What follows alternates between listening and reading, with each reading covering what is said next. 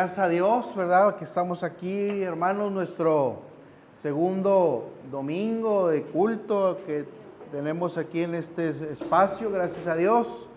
Y vamos a disponernos al tiempo de la exposición de la palabra de Dios después de esta inspiradora alabanza que tuvimos y que hemos preparado nuestros corazones, nuestras mentes, ¿verdad? Para ser receptivos a lo que el Señor hoy nos quiere hablar. Y vayamos, hermanos, al siguiente pasaje que les voy a comentar, que es Deuteronomio, el libro de Deuteronomio, capítulo 7, versículos del 1 y 2. Y lo vamos a leer todos juntos a una sola voz, ya que es cortito. ¿Sí me escucho? Sí, muy bien. Es cortito y vamos a leerlo todos juntos. ¿Ya todos lo ubicaron? Amén. Muy bien, dice así la palabra de Dios. Cuando Jehová tu Dios te haya introducido en la tierra en la cual entrarás para tomarla, y haya echado de delante de ti a muchas naciones, al Eteo, al Gergeseo, al Amorreo, al Cananeo, al Fereceo, al Heveo y al Jebuseo, 7 naciones mayores y más poderosas que tú, y Jehová tu Dios las haya entregado delante de ti y las hayas derrotado, las destruirás del todo, no harás con ellas alianza, ni tendrás de ellas misericordia. Amén. Vamos a orar para que el Señor tome control de esta reflexión de su palabra. Señor, te damos gracias en este momento, Señor, te bendecimos. Te pedimos, Señor, que tomes control de este tiempo en el que se expone tu palabra, que sea tu Santo Espíritu quien nos enseñe continuamente. Permite, Señor, que haya apertura por tu gracia, Señor, de nuestros corazones y nuestras mentes a recibir de esta palabra, Señor, de este pasto, Señor, de este manantial espiritual que tú has puesto delante de nosotros el día de hoy, Señor, porque todo, Señor, todo está bajo tu control, Señor. Y, Señor, sabemos que hoy nos vas a hablar, Señor. Hoy vamos a disfrutar de tu palabra, Señor, que es sabiduría eterna. Gracias, Señor, te damos y te pedimos todo esto en el nombre de Cristo Jesús. Amén. Muy bien. Fíjense, hermanos, que hay partes de la Biblia que nos resultan fáciles de recordar, fáciles de amar, o fácil de que nos provoque una sensación muy agradable. Ahí está el ejemplo de Juan 3:16. ¿Quién no se sabe Juan 3:16, verdad?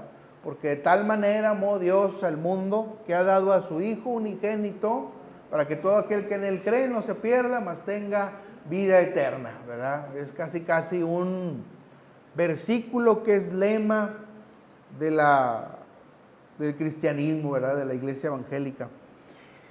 Pero hay otros pasajes, como el que acabamos de leer, que a algunos les puede dejar perplejos, incómodos, con dudas, y que son versículos, son pasajes que incluso la gente que es crítica o rebelde a Dios, que es atea, usa para acusar a Dios de crueldad y de genocidio, ¿verdad? Si no han oído ese argumento, un día lo van a oír, ¿verdad?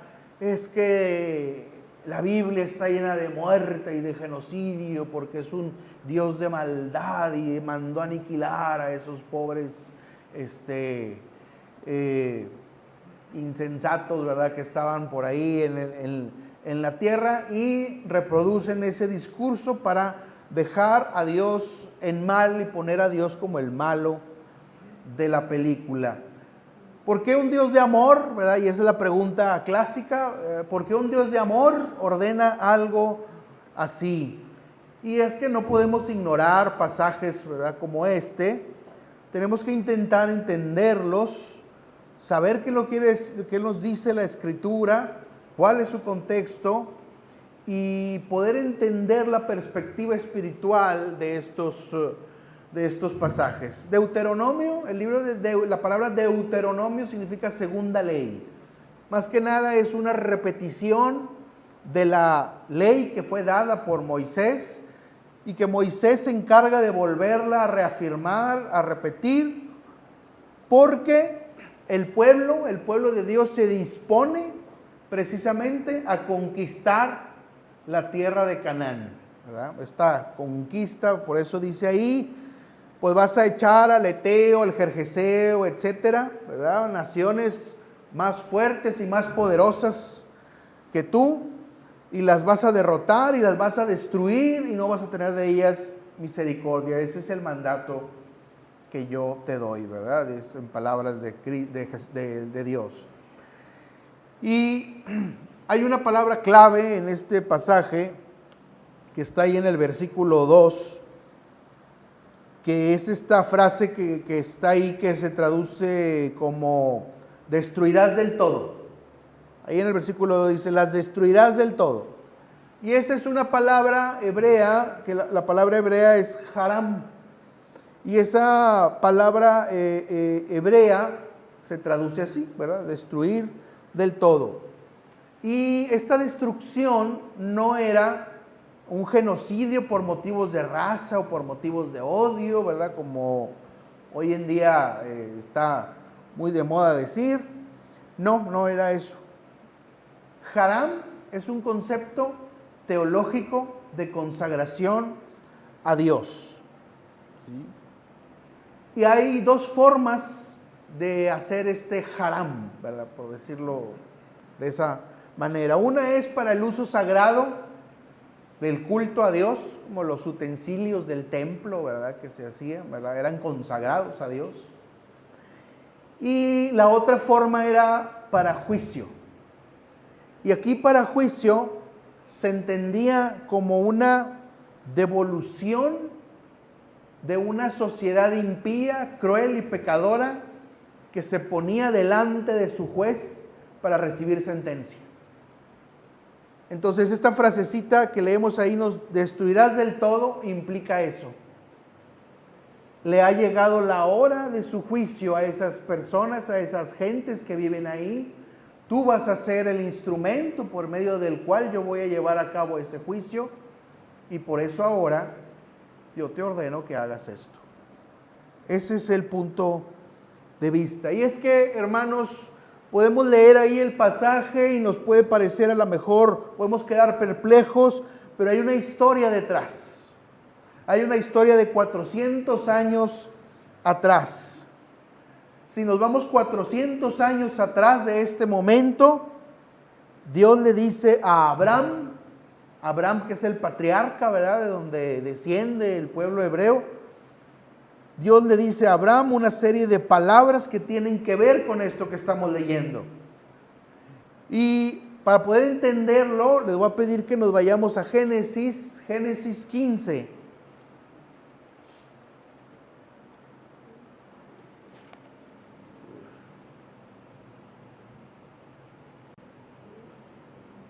Génesis 15, versículo 16. Ese versículo nos habla 400 años atrás del pasaje que leímos al principio de Deuteronomio.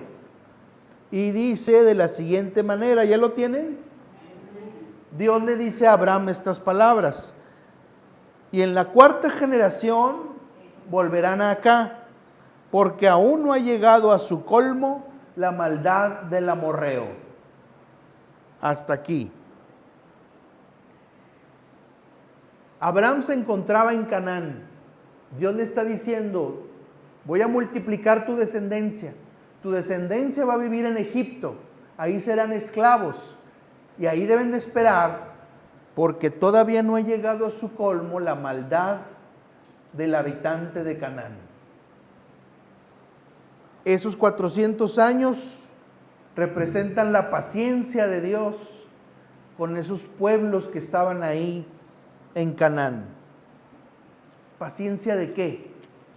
Paciencia para ver si esos pueblos abandonaban su brutalidad, abandonaban su crueldad, abandonaban sus prácticas y su pecado.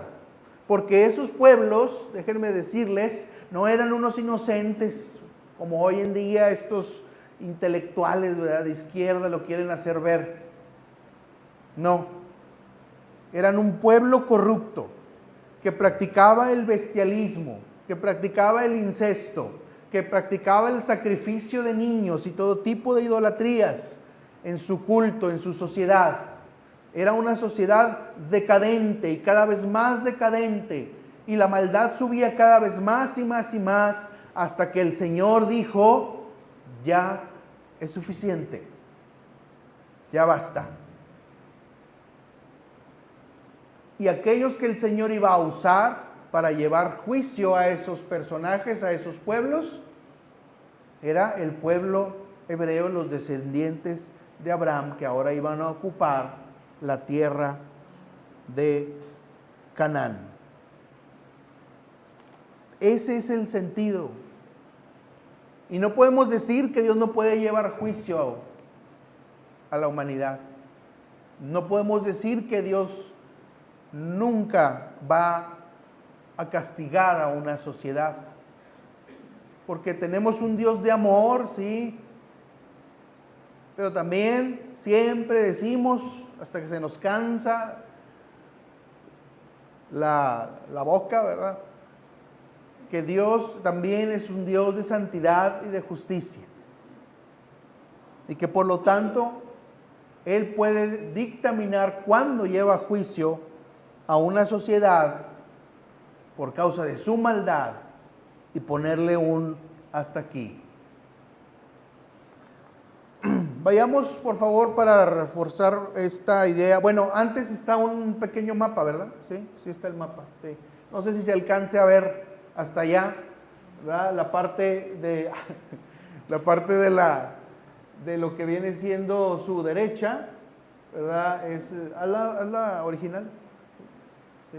La parte que viene siendo de su derecha es la zona por donde iban a entrar los hebreos, ¿verdad? Ahí por donde viene siendo esta parte de aquí, ¿verdad? Por aquí iban a entrar.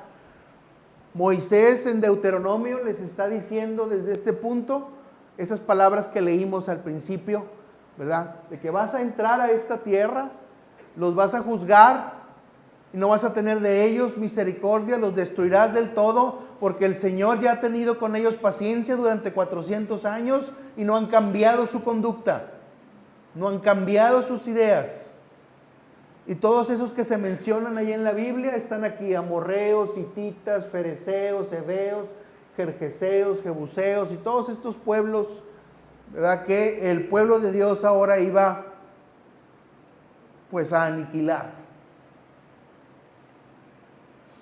Y ahí lo tenemos, digamos, visualmente.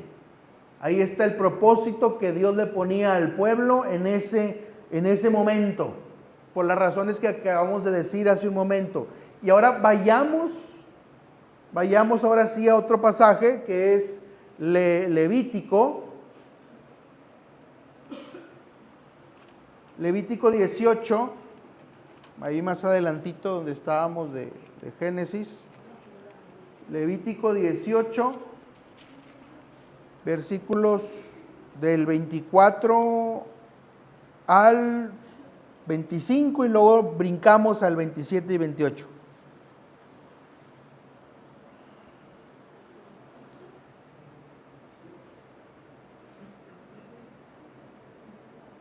¿Ya lo tenemos?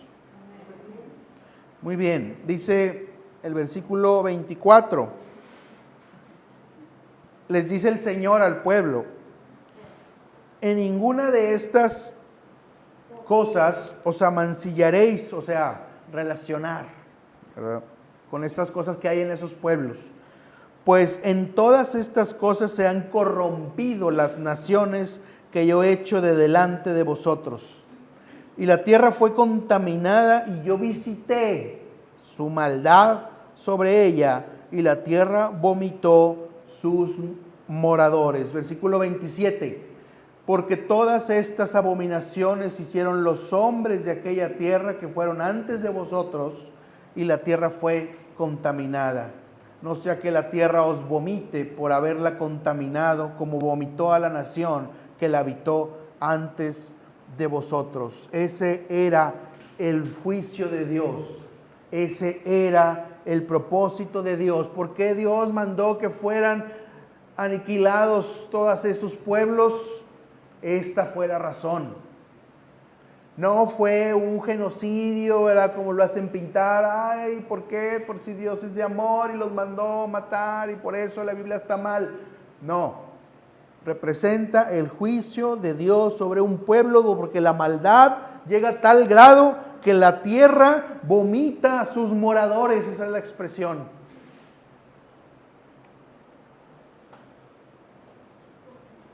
La tierra se contamina.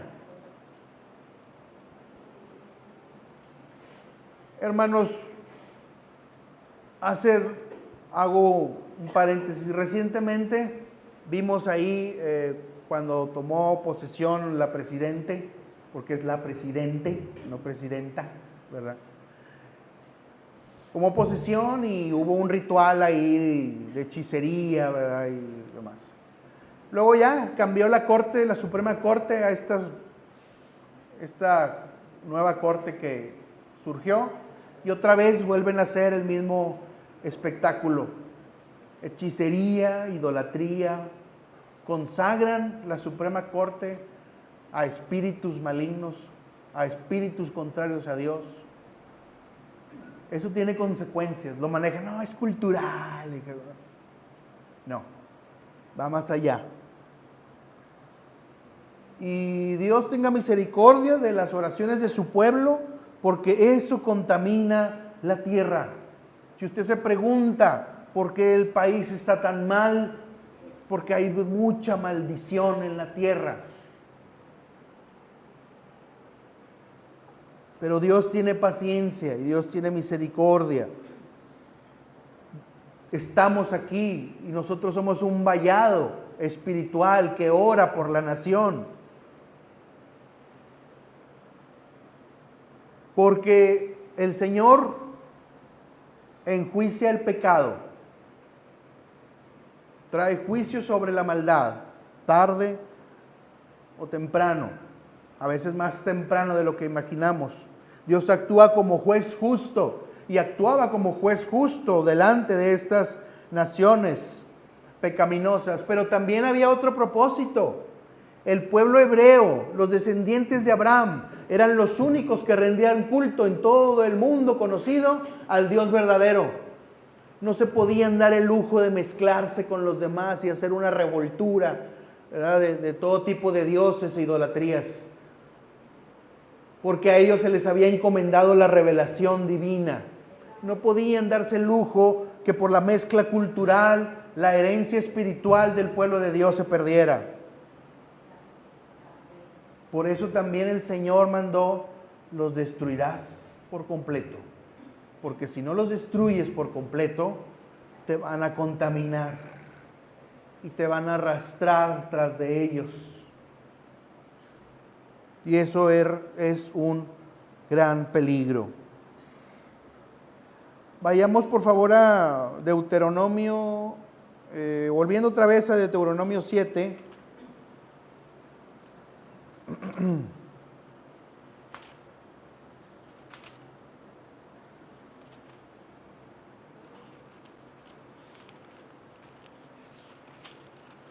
Deuteronomio 7, versículos 2 al 4. El 2 ya lo habíamos leído, vamos a leerlo como quiera. Dice, y Jehová tu Dios las haya entregado delante de ti y las hayas derrotado, las destruirás del todo, no harás con ellas alianza, ni tendrás de ellas misericordia, y no emparentarás con ellas, no darás tu hija a su hijo, ni tomarás a su hija para tu hijo, porque desviará a tu hijo de en pos de mí y servirán a dioses ajenos, y el furor de Jehová se encenderá sobre vosotros y te destruirá pronto. Es un mandato radical. No es por odio, no es por intolerancia, ¿verdad?, como lo manejan hoy en día. Se trataba de supervivencia espiritual. El mayor peligro del cananeo era su cultura. Hay cultura nociva, hay cultura venenosa. Vivimos en medio de una cultura nociva. Y por eso el Señor nos manda y nos dice, no te emparentes, no hagas familia con ellos, no tengas relaciones íntimas con ellos, porque te van a llevar detrás de ellos y te vas a olvidar de mí. Son las palabras de Dios. Esto representa, hermanos, en este tiempo una imagen tipológica de la santidad cristiana. Dios aún hoy en día nos manda consagrarnos, nos manda no mezclarnos con la cultura de este mundo, y es lo mismo que vemos aquí. Es un tipo y sombra del posterior llamado a la santidad, un llamado a no ser asimilados en la cultura imperante con sus idolatrías, con sus hechicerías y sus prácticas pecaminosas. Porque esto no es solamente historia, hermanos. A lo mejor algunos de ustedes tal vez, mira qué interesante la historia, ¿verdad? No. Tiene una aplicación el día de hoy, tiene una aplicación para tu vida, tiene una aplicación para tus decisiones, tiene una aplicación para que puedas discernir dónde es bueno estar y dónde no es bueno estar. Vamos a ver parte de la aplicación de estos pasajes en el siguiente versículo, que es en 2 de Corintios. Vamos ahora a Corintios.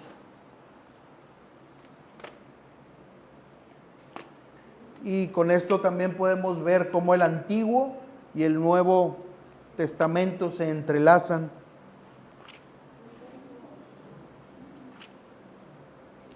Segunda de Corintios, capítulo 6, versículos del 14 al 17.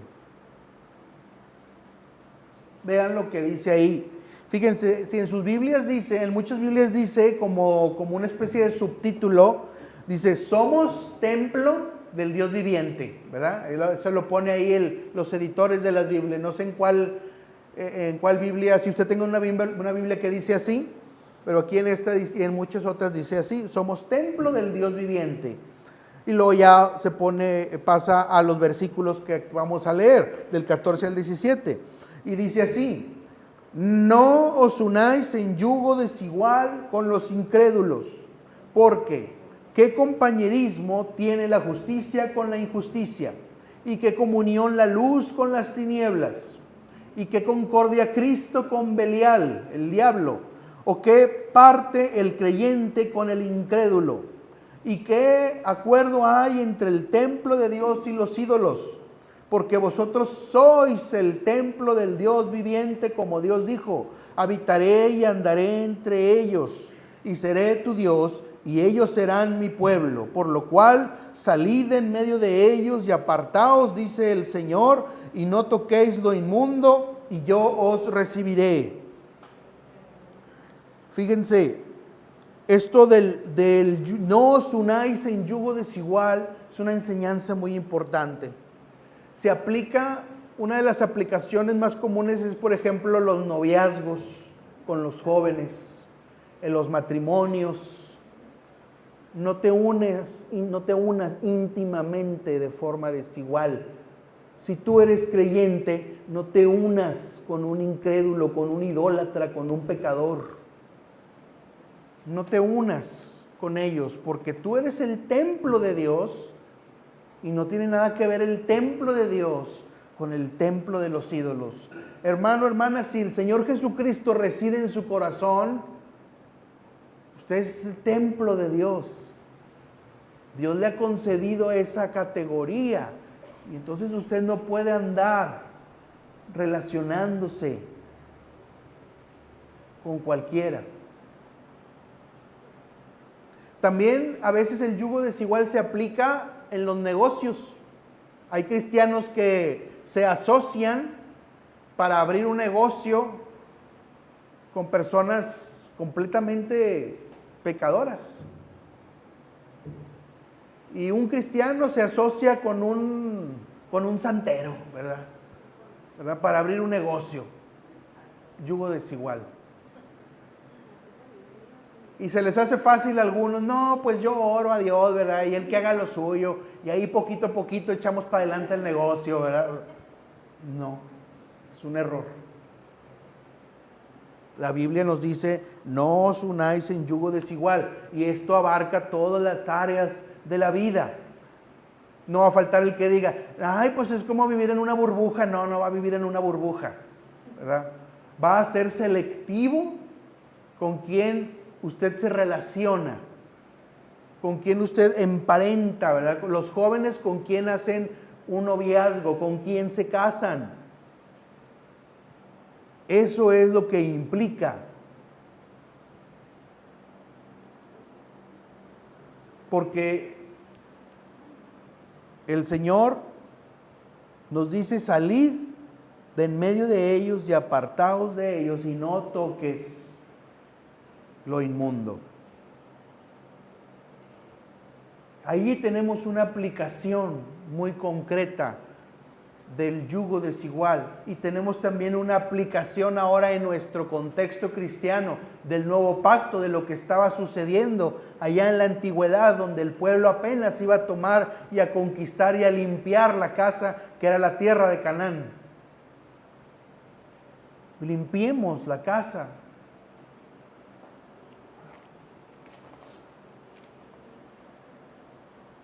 A lo largo de la historia y cuando Cristo viene y hay un nuevo pacto, hay una transformación del mandato de Deuteronomio 7, del 1 y 2.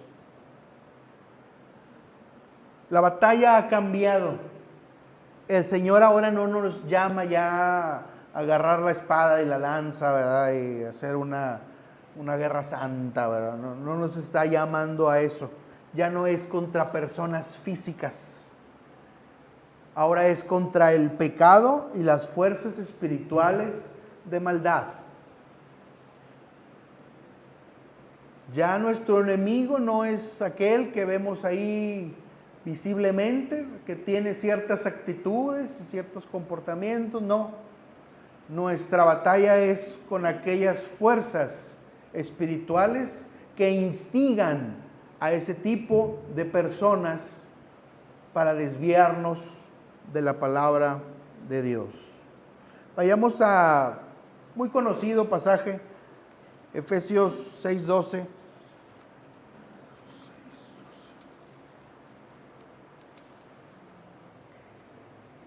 Y véalo, léalo, medítelo. Ya lo hemos leído muchas veces, bueno, no sé cuántas, ¿verdad? Pero medítelo, hermano. Ahora esta es nuestra lucha. Ahora esa es nuestra guerra. Moisés le encomendó al pueblo, ve y destruye. Y liderados por Josué, pelearon sus batallas para sacar a ese pueblo idólatra y pecador. Ahora nosotros, el pueblo de Dios bajo el nuevo pacto, también peleamos. Pero nuestra lucha no es con la espada, con el rifle, con la lanza, lo que sea. Nuestra lucha es por medio de nuestras armas espirituales contra otro tipo de ejército. Y que lo tenemos ahí, porque no tenemos lucha contra carne y sangre, personas comunes, sino contra principados, contra potestades, contra gobernadores de las tinieblas de este siglo, contra huestes espirituales de maldad en las regiones celestes. Y regiones celestes ahí no significa el cielo, para que no se vaya a confundir, Significa el ambiente atmosférico que está lleno de, la palabra lo designa así, principados, potestades, gobernadores, entes demoníacos que inspiran a los hombres a la rebeldía contra Dios. Esa es nuestra lucha. Y eso es la oposición que a veces vamos a enfrentar. Y es así como entonces Jesús en el nuevo pacto redefine al enemigo. Ya el enemigo no son las personas, porque ahora Jesús nos manda: ama a tu prójimo como a ti mismo, porque ese prójimo que está ahí no es el responsable directo, sino el ente que lo inspira. En Marcos 16:15, no lo busquen, se nos manda: id por todo el mundo y predicad el evangelio. El mundo ahora es la tierra, o más bien, nuestra Canaán ahora es el mundo. Ya no es el pedacito, ¿verdad?, que vimos ahí, ¿verdad?, que fue muchos años atrás en la historia. Ir por todo el mundo y predicar el evangelio es conquistar espiritualmente la tierra que se nos ha dado. Y el concepto de la tierra implica varios aspectos, desde nuestro hogar, nuestra familia, nuestro barrio, nuestro estado y el mundo entero. Tiene varios niveles el concepto de tierra. Entonces, hermano, estamos llamados a conquistar nuestra tierra, empezando por nosotros mismos, empezando por nuestra familia, empezando por nuestros hijos, que los tenemos que orientar bien, porque de ahí de ellos depende que se renueve el cuerpo de la iglesia, el templo de Cristo. Ahora nuestro haram, como decíamos el concepto con el que iniciamos, nuestro haram, donde se dice destruirás del todo. Ahora lo que vamos a destruir del todo es la soberbia, el pecado, el orgullo, la fornicación, el adulterio, la maledicencia, la desobediencia, la rebeldía, la idolatría, la hechicería, la adivinación, y añádale lo que usted quiera. No podemos dejar zonas de tolerancia. Cuando el pueblo hebreo, cuando el pueblo de Dios no destruyó a los pueblos en alguna región, en alguna parte que Dios les había mandado que destruyera, enfrentó problemas, enfrentó dificultades, la gente se contaminó, y luego por eso vino después el juicio de Dios ahora sobre el pueblo de Israel, sobre el pueblo hebreo. No deje zonas de tolerancia en su vida. Se estila en el mundo zonas de tolerancia, ¿verdad?, entre comillas. Y ahí en esas zonas de tolerancia ya sabemos todo lo que ocurre. Todo tipo de inmoralidades, maldades, asesinatos, drogadicción, lo que usted quiera. A nivel espiritual, no podemos nosotros tener zonas en nuestra vida donde sí comulgamos en parte para tratar de encajar en un sistema con ciertas personas, con ciertas amistades, y que no nos etiqueten del tan despreciado pues etiqueta, valga la redundancia, de el exagerado, el santurrón, ¿verdad? Hace unos días, ¿verdad? Lo cuento a ver si no se molesta. En el trabajo de Miriam, una persona con una moral no agradable a Dios, ¿verdad?, por cómo lleva su vida, porque lo cuenta, ¿verdad? Le dijo a una amiga, de una compañera, ¿verdad?, cercana a Miriam, ¿verdad?, le dijo, es que tú y Miriam, claro, no se lo dijo enfrente de ella, ¿verdad?, porque es que tú y Miriam son muy santurronas, así, ¿verdad? Y a veces con tal de que no nos digan santurrón, apretado, ¿verdad?, exagerado, ¿verdad?, tenemos estas zonas de tolerancia con este tipo de gente, ¿verdad?, que no merece la pena. Que digan, que pongan la etiqueta que quieran. Sabemos quién es nuestro jefe, sabemos cuál es la lucha en la que estamos y no debemos de tener vacilaciones en ese sentido. No debemos hacer alianza con eso, ni tener misericordia con hábitos que debemos de abandonar, con pensamientos, con idolatrías que nos separan de Dios. Hermano, no debemos jugar al buenismo. El buenismo lo defino como esa actitud donde que impere la buena onda, ¿no? Y organizo mi pachanga, ¿verdad?, y mi baile, pues al cabo que todos son bien buena onda. Al cabo que estamos aquí tranquilos en la buena onda. Y todo es buena onda, ¿verdad? Todo se cubre, ¿verdad? No te juntes con ese hombre, no te juntes con esa amiga, es que es muy buena onda, ¿verdad? No, yo no le veo.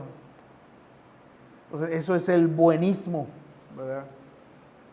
Y de pronto todo lo cubrimos, ¿verdad?, con esos argumentos, y parece que ya todo está bien, todo está en orden, pero no está en orden. Pidámosle a Dios discernimiento, porque también muchas veces no notamos nosotros cuando es necesario notar una señal de alarma. Vayamos a un último pasaje que está en Colosenses.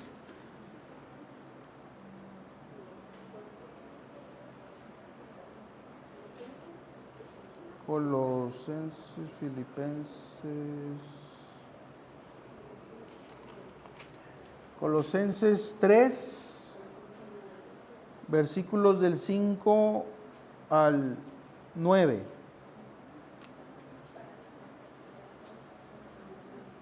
Si usted busca una pequeña guía de vida, ¿qué es lo que debe hacer a la luz de todo esto que estamos comentando?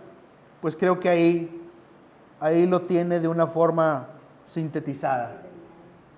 Dice así: haced morir pues lo terrenal en vosotros, fornicación, impureza, pasiones desordenadas, malos deseos, avaricia, que es idolatría, cosas por las cuales la ira de Dios viene sobre los hijos de desobediencia, en las cuales vosotros también anduvisteis en otro tiempo cuando vivíais en ellas. Pero ahora dejad también vosotros todas estas cosas: ira, enojo, malicia, blasfemia, palabras deshonestas de vuestra boca. No mintáis los unos a los otros, así, habiéndoos despojado del viejo hombre con sus hechos. Creo que tenemos ahí una muy breve regla de vida. Y si no entiende alguna palabra, ahí está el diccionario, ¿verdad? Ahora ya no tenemos que tener el librote, ¿verdad? Vamos al celular, ¿verdad? Si no entiende una palabra, ¿verdad?, pues hay que buscarla, ¿verdad? ¿Sí? Para que sepa muy bien qué significa, qué quiere decir fornicación, qué quiere decir impureza, avaricia, etcétera. ¿Sí? Estas son las armas con las que ahora vamos a hacer nuestra lucha en el día de hoy. Y vea, hermano, cómo se conecta, cómo la Biblia conecta lo antiguo, el antiguo pacto, con lo nuevo, con el nuevo pacto. Un episodio que es histórico, ¿verdad?, que habla de una conquista, de un juicio por la maldad de unos pueblos que vivían en Canaán. Ahora se transmite en nuestro contexto a una batalla espiritual contra fuerzas espirituales, dominios, potestades que no somos capaces de ver, pero debemos saber que están allí. Y prácticamente es el mismo mensaje, pero puesto en una diferente perspectiva. Y ahí podemos ver el propósito de Dios en aquello que muchos califican como un genocidio de un Dios cruel y malvado. No son así, no es eso. Dios es Dios, Dios es Rey. Dios determina los tiempos, Dios determina las sentencias, Dios determina las circunstancias. Y como ser todopoderoso y Rey de este mundo, nadie se le puede oponer a lo que Él ha designado. Entonces, hermanos, Deuteronomio 7, con lo que iniciamos, no es un manual para guerra santa, ¿verdad? No es un manual para irse a dar de camotazos, ¿verdad? Con alguien, no. Ni tampoco es un manual político para justificar matanzas, ¿verdad?, religiosas como hoy en día ocurren allá en Palestina con el moderno Estado de Israel. No es para eso, sino que es una poderosa ilustración para el pueblo de Dios, el verdadero pueblo de Dios ahora que está en Cristo, de la santidad de Dios y de la seriedad, la gravedad que implica el pecado y la absoluta consagración que Él requiere. Bajo el nuevo pacto, Jesucristo cumplió el juicio por el pecado en la cruz. Todos los que se arrepientan, los que acepten, los que reciban a Jesucristo como Señor y Salvador, pueden apelar a esa misericordia que representa la cruz. Y ahora nuestro llamado es a librar una batalla espiritual. Si tienes en tu vida naciones cananeas en tu interior que tienen muy mala referencia, mala conducta que a Dios no le agrada, no hagas alianza con esas áreas, quítalas. No te dejes asimilar. No le saques la vuelta a que un día te puedan decir santurrón. No pasa nada. El Señor es el que ve las cosas como realmente son, como realmente importan. Entonces, hermanos, los invito a que si nos podemos poner de pie, todos los que puedan físicamente hacerlo, para orar a Dios. Y es que, hermano, el Señor nos ama. ¿Quién cree que el Señor nos ama? Amén. El Señor nos ama y también el Señor es un Dios de justicia y de santidad. Y siempre el Señor nos da la fuerza, nos consuela, nos perdona, nos anima, pero hay que ser fieles. Hay que insistir en la perseverancia, hay que perseverar en nuestra carrera hacia la estatura del varón perfecto. Deleitémonos en el Señor, que este mensaje no sea de tanta señalamiento, no se siente señalado, hermano, hermana, no, es una exhortación que hace el Señor a su pueblo. Manténgase apartado, no emparente con idólatras, hechiceros, pecadores, rebeldes, ateos, lo que usted quiera ahí agregar. Y vamos a orar un momento para reflexionar sobre este mensaje. Señor, te damos gracias en este momento, Señor, en el que agradecemos tu bondad, tu misericordia que has tenido hacia con nosotros, porque, Señor, no nos has tratado como merecían nuestros pecados, porque pudimos, Señor, probar tu misericordia, probar tu perdón, probar, Señor, tu gracia que detonó en una fe salvadora, una fe que justifica al pecador.